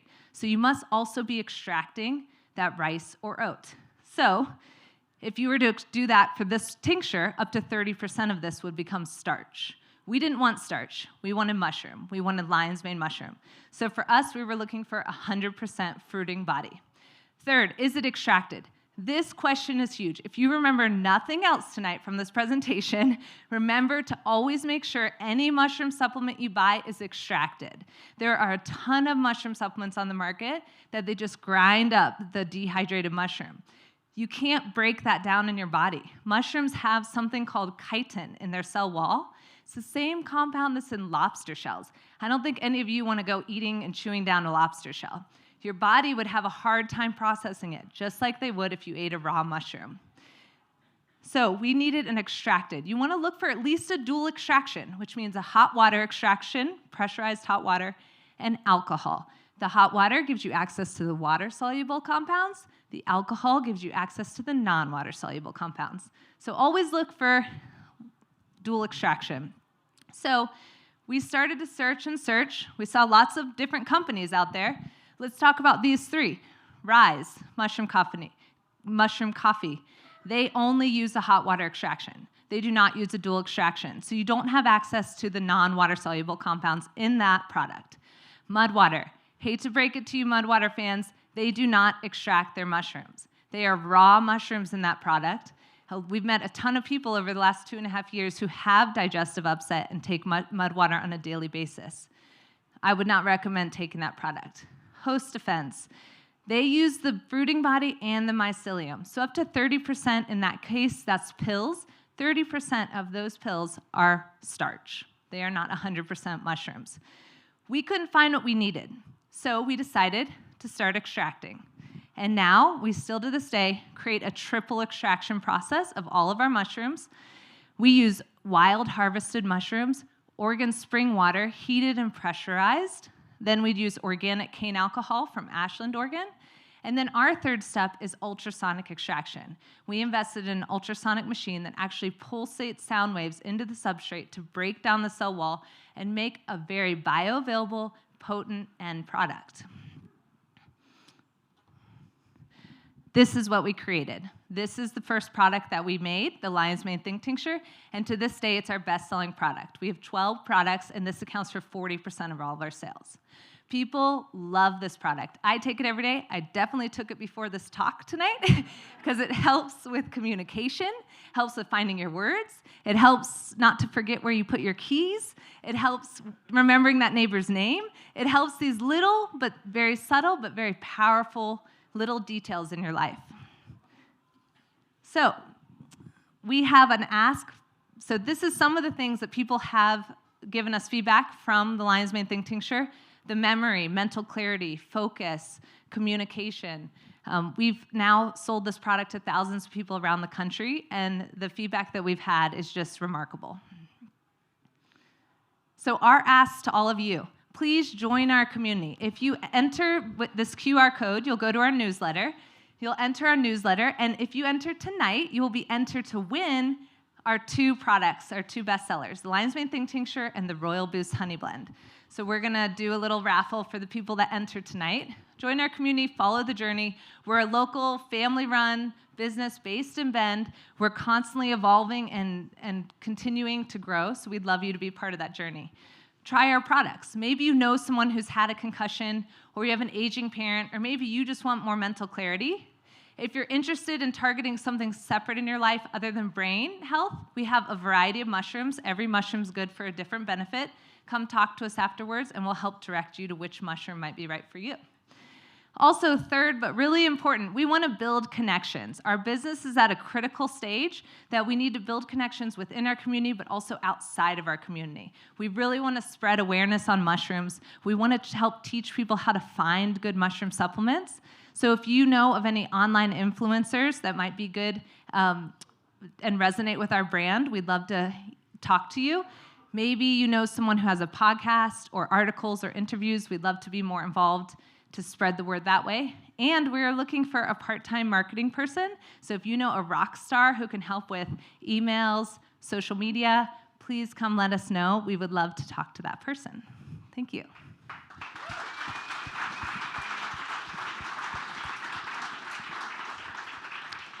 Question number 1, where can I get it? Yeah, we sell everything on our website. We do local pickup. We also, our Lion's Mane Think Tincture that I talked about, it is on Amazon. Same with our Royal Boost Honey Blend. And we're going to keep adding more products to Amazon as well throughout the year. Okay, great. Home pickup. I'm into it. So you have a whole range of products. Do you have one that does a lot of things? So we are all about isolating what you want because you can really make a potent product that way. So there are products on the market that do a blend of, let's say, 8 mushrooms. Those are great for overall wellness. They're great for just taking, just as a daily supplement for overall wellness. But we are all about potent, bioavailable. We want you to feel them. We want someone to commit to taking a tincture every day and them to reach out to us and say, oh my God, that changed my life in this specific way, my brain or my energy or immunity. So for us, we like to isolate the mushrooms. We do have a trilogy tincture that has 3. All 3 of those mushrooms, lion's mane, reishi, and chaga, are good for stress, sleep, and anxiety. So that is what we call our balance blend. So that's the one that you're gonna have a little bit of a more overall. Yes, I'm gonna get it. I want all of it. I want the whole line. I'll take this thing here. Any questions for Courtney? Yes, Paul. How do we get a pair of these shoes? I know, you have to go to Portugal. Shoot. Yes.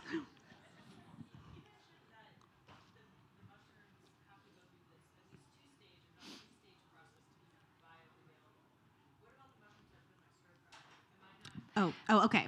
Great question. So she says, these mushrooms have to go through a double, if not a triple process to extract the good. But if she's just sauteing some mushrooms at home, is she getting the benefits? That's a really good question. So yes, with our mushrooms, we have to, for example, chaga. It's a super hard mushroom. You have to extract that.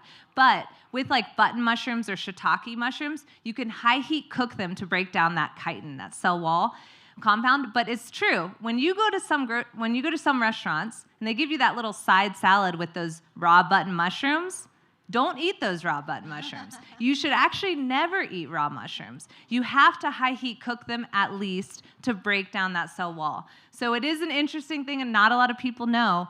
In general, you do not want to be eating raw mushrooms. Okay, so put them on pizza and crank the heat. Did I have another question over here? I thought I saw somebody's hand. Yes. So you want people to feel it. What's the long-term effect with these? There's great long-term effects. Every mushroom is different, what it's going to give you. But let's talk about lion's mane, because that was the one we focused on tonight. So lion's mane, I'm not sure, a couple slides back, you may have seen it stops the prevention of amyloid plaque on the brain. So long-term effect is brain health. They've shown there were studies, that's what's so amazing about lion's mane. You can really go on the National Institute Health website and just read the research. They've done research with early stage Alzheimer's, and they've shown that it actually slows the progression of Alzheimer's. So the long-term effect is really, there's a lot of positive long-term effects. The side effect of lion's mane is it increases serotonin production. So great, you're gonna be a little bit happier probably. It also increases your deep sleep cycle, so you might sleep a little better. So in my case, the only people that mushrooms and lion's mane might not be a good fit for is about 4% of the US population doesn't have the enzyme in their digestive tract to break down mushrooms. So for those people, you will know in the crowd if you have that, because if you tried to eat any mushroom, you would probably get very sick. So if you don't have that, I really don't see a negative benefit to taking mushrooms. Gosh, there's just so many directions we could go with this, right? My brain is firing. Okay, one for you.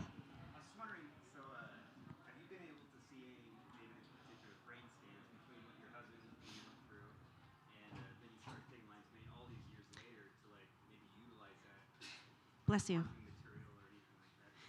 Yeah, so this is a question and it could be for anyone, but maybe for your husband. Have you looked at brain scans before and after taking the product long term to see if there has been actual healing that's visible? We haven't done brain scans for him specifically. That is a good question, but what we have had is just, people, you can tell with your brain, and he hasn't had any more strokes. And while we were formulating, he had one more, and then once he's taken the product, he hasn't.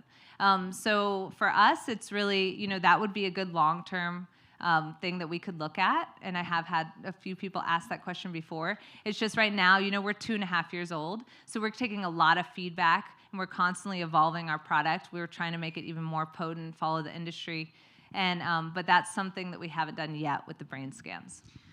So how's he doing? He hasn't had a... He's doing great. Yeah, that's awesome. He's doing great, and we've been able to help thousands of people. I mean, there's so many people that we've met along the journey that have had concussions, haven't had a lot of direction on what to do to heal their brain, and we've been able to help them too. So we feel just kind of honored to be thrown into it in this way. It seems like, and I know all of this is really young too, but it seems like this could probably be really helpful for that like long COVID brain fog situation. Yes. Yeah. We have had a lot of people who have helped their long-term brain fog from COVID. Yes. I'm so happy to hear it. Okay, so everybody go check out their website, get involved, become an influencer. I don't know. Courtney, thank you so much. This is awesome. Thank you. Hope you'll check back in with us soon.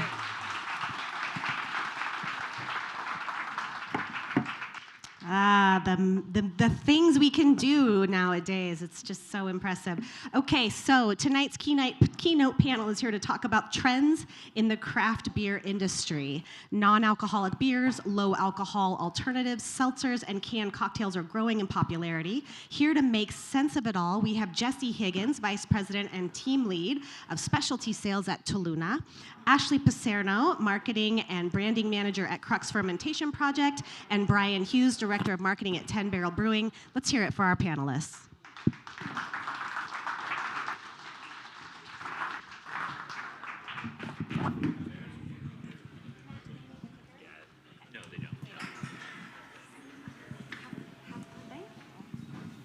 All right.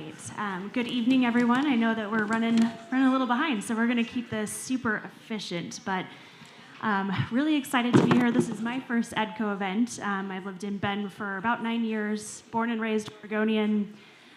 Work in global market research, but I got my start here in this in Oregon in sensory and CPG research. So, keeping on that CPG trend, it's very near and dear to my heart. And I'm super excited today to have a couple of our thought leaders from the local craft BevAl space joining me here. And we're going to talk about some of the trends, what's happening in the industry. And while we're taking that lens that's really BevAl specific, I think it's really applicable to any type of product that consumers are purchasing, interacting with, making choices about. Our world is constantly changing. Consumers are expecting more. They want more from their products. They want a more individualized experience. So these trends are sticking around. We're going to talk about a couple big ones today, but I think very relevant to anyone in the CPG and product space. So we'll just get right into it. Of course, I had to bring some data, being from a market research firm. So I ran a survey a little earlier this month of about 1,100 people across the U.S., legal drinking age and up. We found 60% of those folks have consumed alcohol in the past 3 months. Of those, we found that our millennials, 68% of them had consumed alcohol in the last 3 months. On the opposite end of the spectrum, our Gen Z, only 52% in the last 3 months. Is that weird? Aren't younger people drinking more? To me, it seems like the younger generations are a little bit more health conscious, maybe than our generation. I think we're probably all in the millennial generation up here. They're a little bit more mindful of what they're putting in their body. And there's also a lot more options out there. There's more non-alc options. In states like Oregon, psilocybin is legalized. Cannabis has been legalized. So there's just a lot more legal choices that they can consume other than alcohol that also have less health effects. Also obviously depending on how you consume some of like cannabis and things like that. And there's a lot of research starting to bubble up just in the last month or so about cannabis and how you consume it and its impact on health and heart health. But I think to me it's really that there's more choices that less health effects and maybe more mental health, looking for more things that help mental health. And that's where I think especially psilocybin is starting to bubble up more and more with the younger audience of something that gives them maybe a little bit of a mental escape, but also maybe an opportunity for mental clarity without the hangover risk, the anxiety risk, which is something that you're seeing bubbling up a lot in social media now, talking about that anxiety you get when you're hungover, and just kind of eliminating some of those and a lot more choices out there. I don't know if, Brian, you have any thoughts on that? Yeah, I mean, I think you hit the nail on the head for sure. I would say on top of that, just the natural progression is that, you know, it's not really cool to drink what your parents are drinking or do what your parents are doing, right? Like at the core of everything, I think the next generation's looking for what's new for them or what's unique for them. And so just like our, you know, parents might have been drinking more of a, you know, classic domestic, you know, lager, you know, you get to our generation and they're much more craft heavy.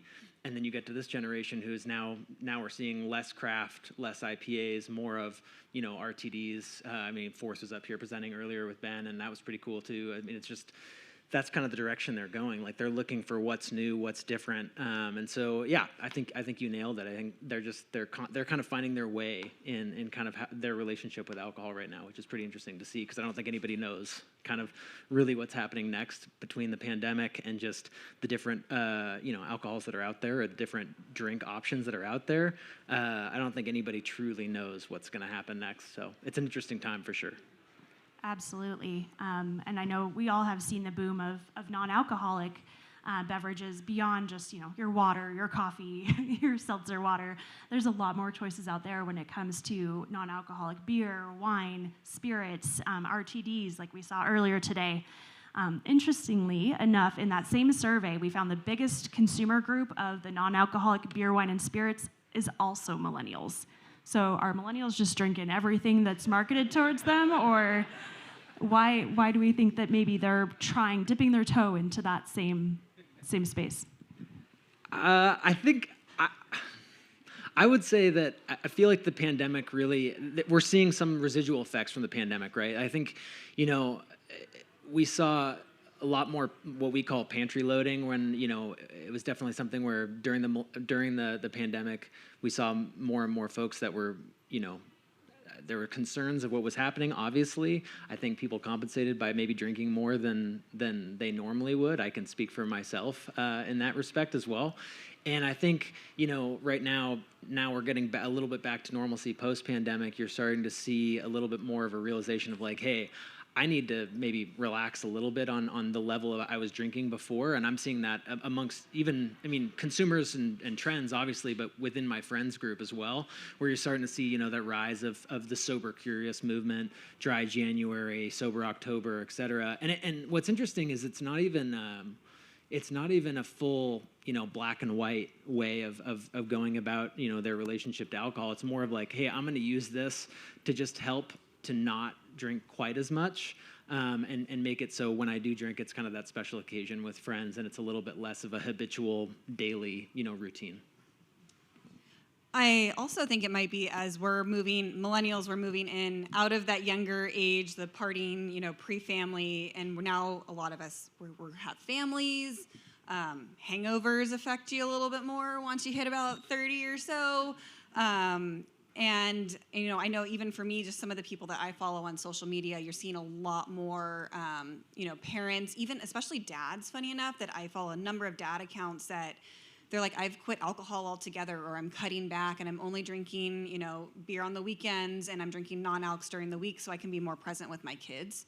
So to me, I, you know, in addition to the change after, you know, everyone drinking quite a bit when we're all stuck in our homes, and kind of like, I think I need a break. I think there's also just, we're in a different space in our lives now. And, you know, we all grew up in that, you know, we all came of legal drinking age during the height of the craft beer movement, you know, thinking about when I got my start in the industry in 2008 at, you know, Craft Brewer Alliance, Widmer Brothers, Red Hook up in Portland. There was a brewery, you could throw a rock like at a brewery, you turn around and throw a rock in any direction and you'd hit a brewery.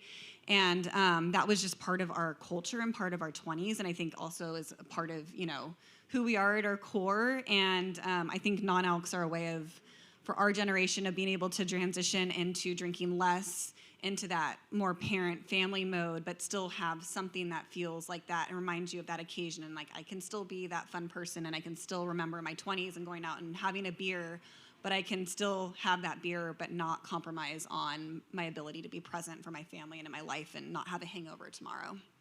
Absolutely.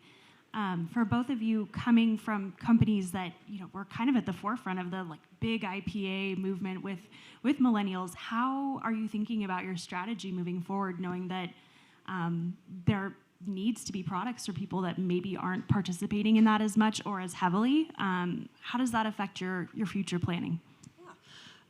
So for Crux, Nomo has been. We were on the forefront of the non-alc movement, and it is a huge part of our brand strategy going forward.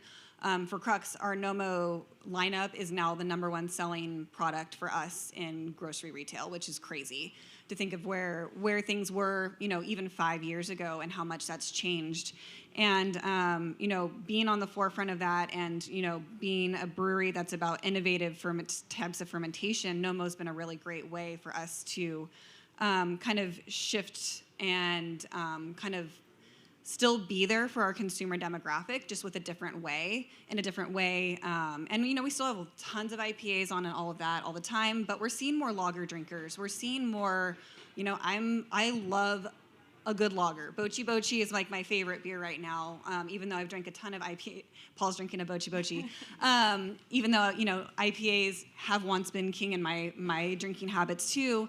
I see it across overall craft portfolio and what styles people are interested in. It's definitely pivoting away from more IPAs into lighter styles that people can appreciate the craft of. And then again, that non-alc, and us having Nomo, and we're leaning heavily into Nomo the rest of this year as, more of a lifestyle brand and something that fits into your life. So you don't have to stick out like a sore thumb when you're drinking it, but again, it just feels like another beer brand that you've got in your, in your fridge and in your your drinking portfolio at home. I think for us has been has been how Crux has been able to pivot and still capitalize on this, consumer, especially this millennial consumer that still loves beer. Yeah, I think it's interesting. I think, for us, we also have an NA-IPA as well, and we've definitely seen some success with it. But I think, we kind of took a little bit of a different tact with the trends in general, right? So I think seeing more moderation and the rise of non-alcoholic beer is definitely something that everyone's aware of. And I just saw something recently, and it's funny being up here and saying it, but I just saw an article that Deschutes has invested $5 million, I think, into a whole new brewing kind of operation that will help kind of go much bigger in the NA space. And so there's a lot of those breweries that are going that direction. And then you've got, the Athletics out there that are solely non-alcoholic and have done incredibly well in a short period of time. I think for us, one of the real difficult conversations that we had was, do we have the right to play in this space? We are a brewery for sure, and we can make an NA beverage, but we've also kind of, the way that our brand and what's been kind of core to our brand has been a little bit of a different, I don't want to say, more towards kind of younger parties, whatever, but it definitely felt like it wouldn't be quite as authentic for us to go big into the NA space. And so for us, that was an interesting trend that we definitely want to look at and keep watching and make sure that we have something for that consumer. But for us, we actually took a little bit of a different tact. And as I mentioned earlier, with this younger demographic, which is obviously all important as we continue to kind of look towards the future of our breweries, looking at how we can serve other trends within that consumer group. So, RTDs is definitely one of those areas that we're going into. But then also, another just kind of simple element that we've seen, one of the top factor for purchase is brand and strength of the brand. And so for us, what was most important was maintaining our brand integrity and maintaining our brand kind of position, and really doubling down. And we're seeing that younger demographic. I think the number that I saw was over half of the 24 to 34-year-olds say that the brand of beer that you drink says a lot about who you are. And so we take that seriously, and we want to make sure that that's kind of what we lead with. We're not just necessarily getting after trends that, again, maybe we don't have the right to play in quite as authentically. And I think, like how Jessie teed up at the beginning, that even though we're talking about non-alc beer, kind of specifically in this is a great example of how our two brands are looking at the same exact data set and same exact demographic information, but taking that brand lens of what is right for my brand and tackling it in two different ways. We're both breweries from Bend. Our production breweries are right down the street from each other. We're two of the cornerstones where if someone comes to visit Bend, they're going to go to 10 Barrel, they're going to go to Crux. But we have different brand perspectives and different brand stories, and ultimately, at the end of the day, you need to make a decision of what's right for your brand to remain authentic and true to your consumer audience. So I think, kind of going back to, like I said, Jessie's point of, this, you can take this beyond that. And I think Broken Top, they also talked about it earlier in how they tried doing colorful branding and were like, this just isn't us. Just because it's a trend does not mean you need to or that you should follow it. You really need to make sure it still is ultimately the right thing for who you are as a brand. I think that's a really important point also to just hang on to as a brewery. We know like these younger generations, they have no brand loyalty at all. So saying like, your beer says something about who you are, the brand you drink, like hang on to that from an equity standpoint. Probably a lot of other local products as well.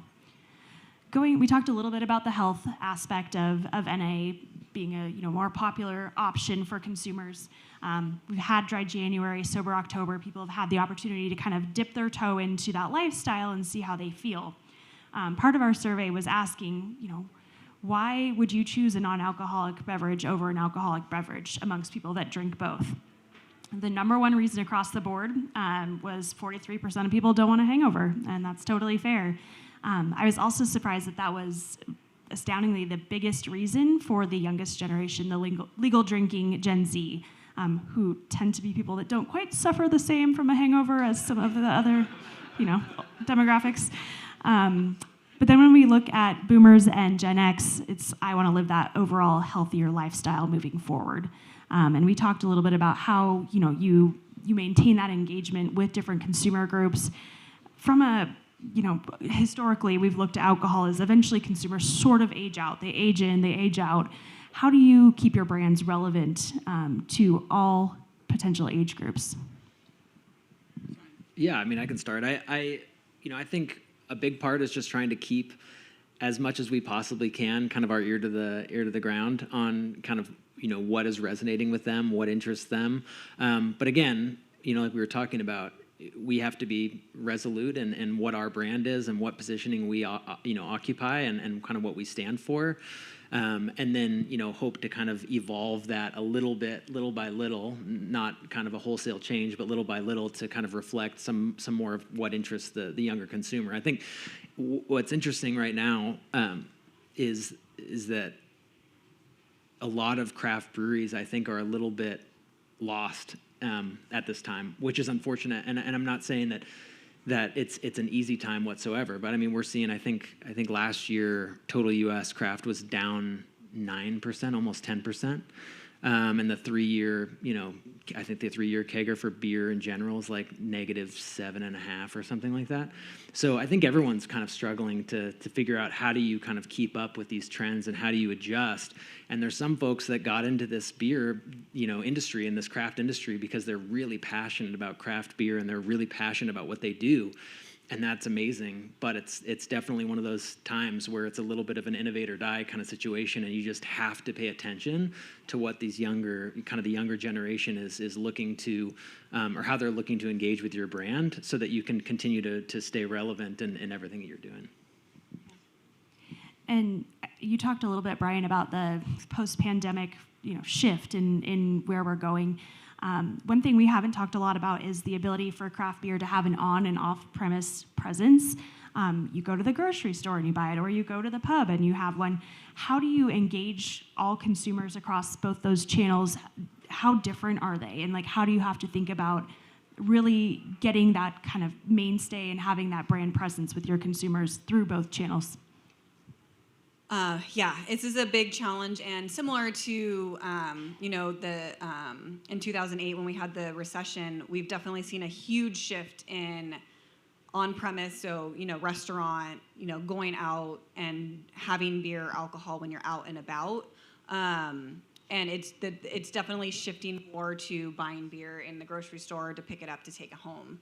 And there's probably a lot of things that have to do with this. The economy, you go out to eat. We have a family of 4. We have 2 little kids that are still eating off the kids menu, and it is hard to go out to eat and pay less than $75 for a meal, even going to the food cart pods. It's just really expensive. So I think more people are kind of cutting that out in the on-premise and shifting to buying, like, I can buy a 6-pack at the grocery store for only a few more bucks than you might be able to buy a pint, in a restaurant. And I think it's really important that brands consider those shifts as and where your consumer is drinking or using your product. So for us, we talk a lot about, like, for example, on our social media, we talk a lot about our pubs, but we're going to be shifting more to talking about how you could take a 6-pack of bochi and grab some sushi to go and have a picnic in the park for a much more affordable experience. And being real about where your consumers drinking and using your product and meeting them there. I think consumers like it when they feel like they see you and you're helping to say, hey, we see that you're picking up beer and you're drinking it at home. Here's some ways to engage in our brand at home. That's really important. And then whenever they are having drinking beer, your product in on premise, or like for us, both of our pubs are really important to us. That they see that continuity, they see that brand image, and then they can recognize it when they go to the grocery store or wherever they pick up their beer and be able to easily say, oh, that's that beer that I had when I was at their pub. I'm going to go pick, now there's that 6-pack. I'm going to pick that up and take it home. So I think there's a few things that are really important. Meeting consumers where they are, being realistic about where they're purchasing, targeting and pivoting your marketing to match that consumer behavior, and then, trying to bring as much brand recognition from, on-premise for us into when you go to buy your beer at store, and as much, that common thread and visual cues and things like that to me are really important in this changing landscape of on versus off-premise sales. Yeah, I think that is a pretty key kind of change that we're all adjusting to, because I think the on-premise sales, especially bars, restaurants, et cetera, and seeing that number drop quite a bit, where it was upwards of 35% of kind of our sales were coming from on-premise, and now has dropped quite a bit. We were pretty reliant upon that as almost your kind of tasting, like product testing, product tasting, product trial, et cetera, which was great for us, because then hopefully the ideal scenario is they're drinking it, they're enjoying it, then they're going into the store, they're seeing it, and they're buying it. The fact that ratio is shifting so dramatically kind of definitely makes you have to kind of change and relook at how you're how you're approaching that consumer and kind of getting them to especially try what you're putting out. So I think it's kind of twofold. One, it's definitely emphasis on our pubs, and I think in the past pubs were almost treated as their own business, and I think we're really looking at it as like a critical brand touch point that we need to make sure that when people come in, it's the most pure form of what the brand represents, and if they're not leaving with a good impression of the brand, that's a significant issue. So I think that's one part. I would say the other part is how do you create something differentiated or exciting enough on shelf that when they do walk through the shelf, and I think we've all walked through the beer aisle, it's incredibly loud in terms of the the colors that you're seeing out there and the branding. So really trying to break through in that space is really difficult, but I think it's it's definitely what you're going to see in terms of like change of packaging and things like that maybe reflect some of those shifts as well.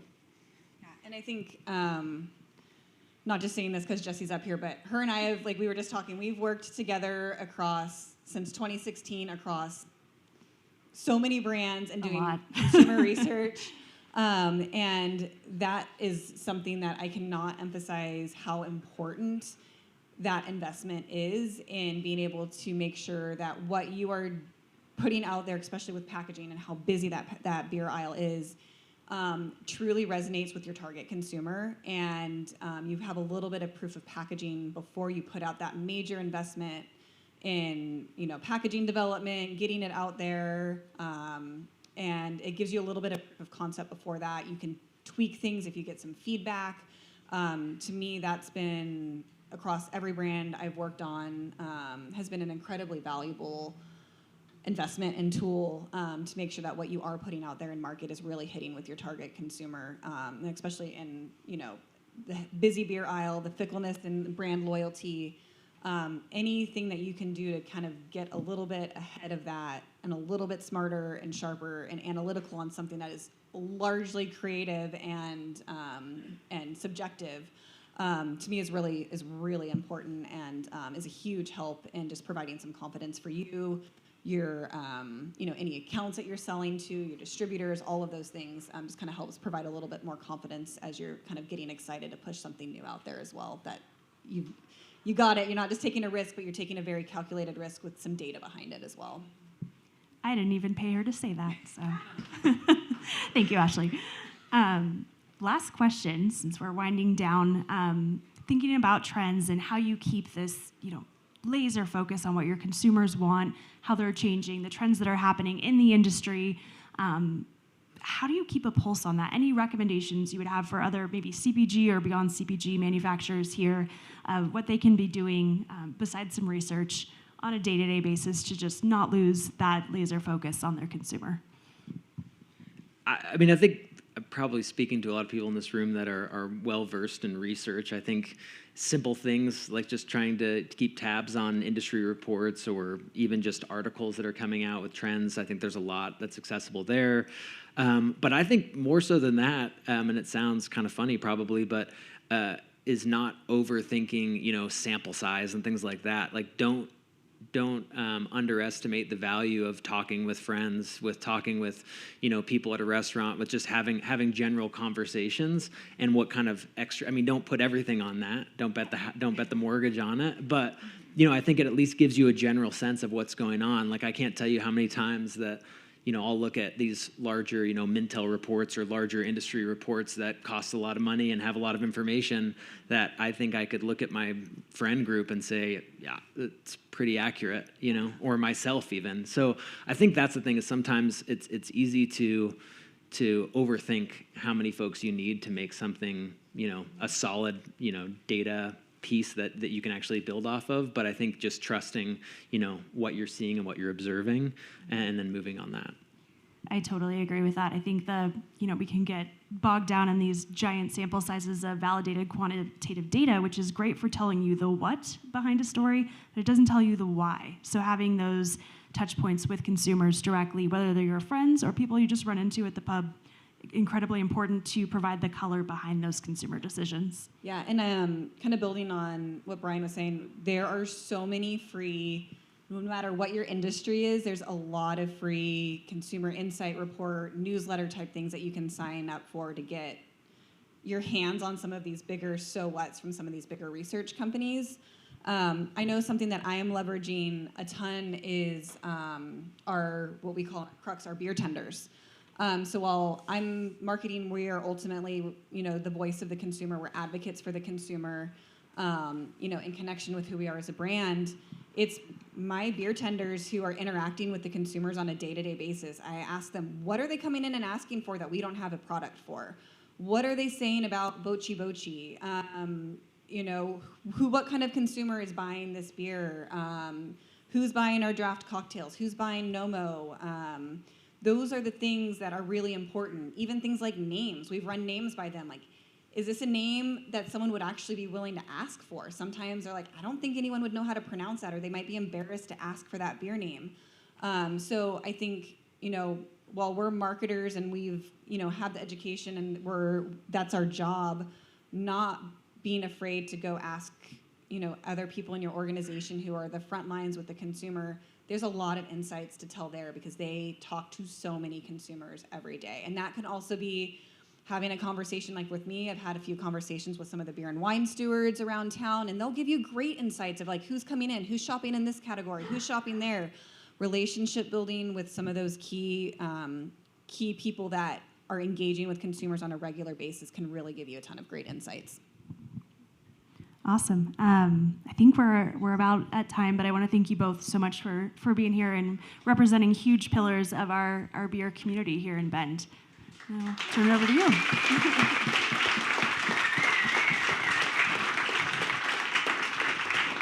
This was great. Thank you all so much. And I love that you're actually looking at data, because we can have an idea about something, but unless you actually drill down into it, you don't really know. So, questions for these folks?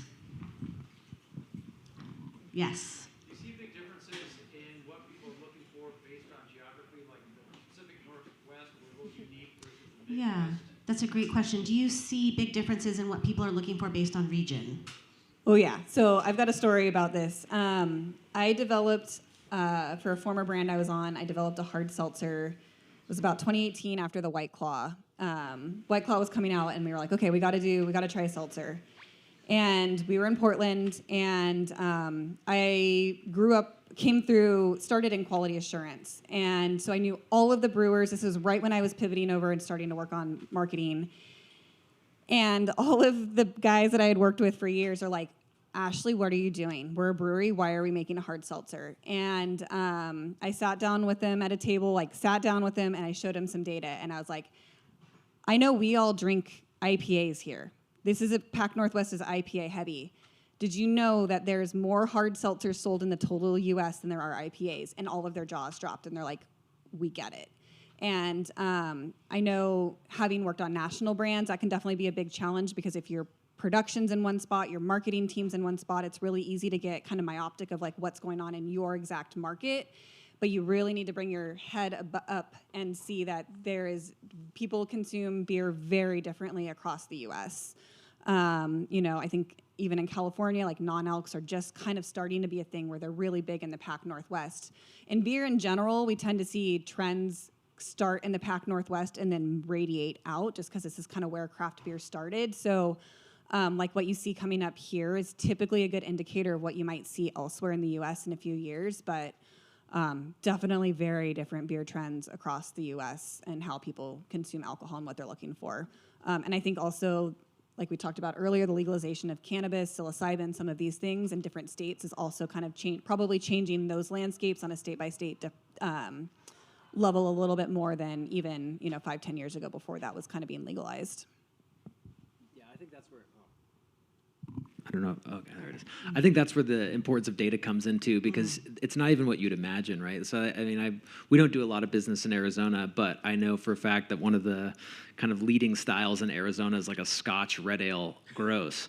So, like, I'm just saying, like, when it's super hot in Arizona, I would think, they're gonna have something light and something easy to drink, and they do have that, but that goes back to the data sets as well, and being like, okay, well, maybe I didn't know everything there is to know about the Arizona craft brew scene. Yes, Arizona can surprise you. I know. So is a 10-barrel Scottish Red next beer that's coming out? Nope, that is not going to be Arizona. authentic. Okay, any other? Yes. What are your thoughts around low-dose THC? What are your thoughts around Big low-dose fan. THC? Yeah, in beverage. In beverage. Like a soda Like a soda that you could drink that has a little bit of pot in it. Yeah.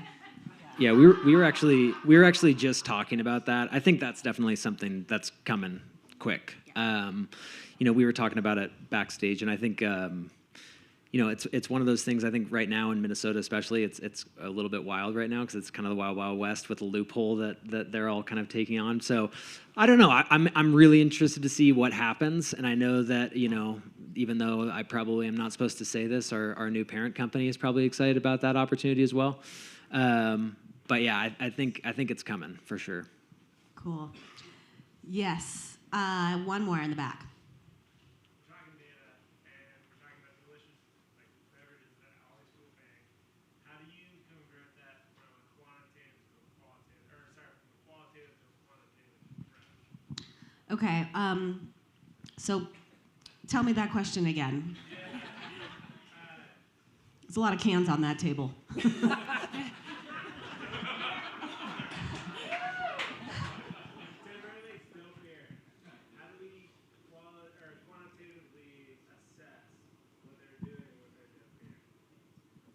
Who's doing with their beer?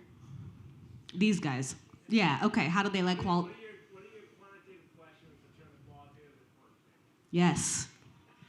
I want it so bad. Okay, what are the quantitative questions to get to the qualitative result?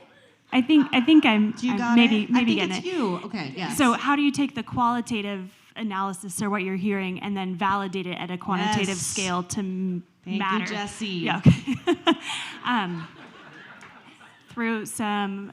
Through your qualitative, whether it's official or what you're hearing in the pubs, restaurants, etc. Start developing hypotheses, testing them amongst other qualitative groups. From there, if that hypothesis becomes something that might have legs, you can functionally do it in the brewery.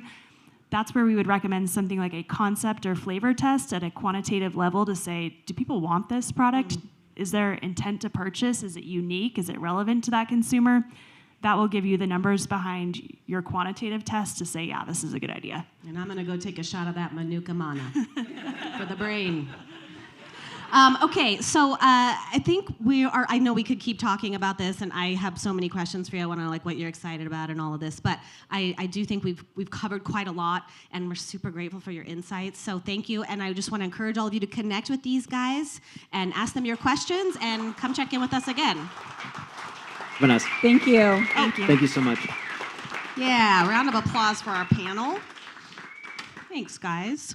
Okay, I have some missing keys. There's a Panda Bear keychain on it, so that's belongs to. Is this yours? Oh, you. So anyways, these are missing. I'll keep them safe until you decide you want them back. Maybe you shouldn't have them. Okay, I've got a lot of mics flying around. You guys, thank you so much for being here. I want to say that we have a couple events coming up. Redmond Annual Luncheon, April 11th. April Pub Talk on April 25th. Made in Ben Tour, May 9th. Thank you so much for coming, for supporting entrepreneurs. Get some samples from Manuka Mana, Fourth Distilled Goods, and Altitude Beverages. Big thank you to Open Space Event Studios, Hand in Hand Productions, Shimshon Israeli Food, Altitude Beverages, Crux Fermentation Project, and 10 Barrel Brewing for making it happen. I'm Shannon Kelly. I thank you for being here, and I'll see you next month. Take care.